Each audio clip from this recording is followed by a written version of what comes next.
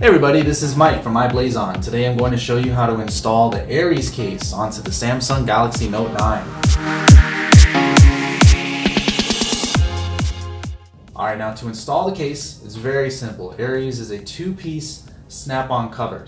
So that means you'll have to separate the back casing from the front.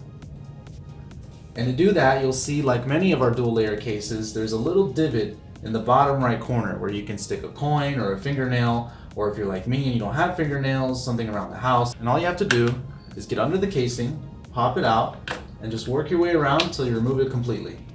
Now the first time it's going to seem kind of hard, but once you get a feel for it, it's real easy. So now you just snap on the screen protector, and then insert it into the back casing, bottom first, then the top, and just work your way along the edges until you form a complete seal.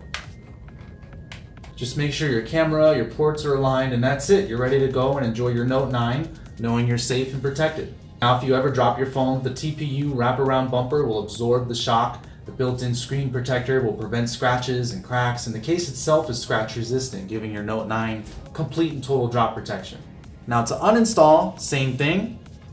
Just get into that little divot at the bottom right corner, separate the back casing, work your way around until it's completely separated, and the front casing should just pop right off.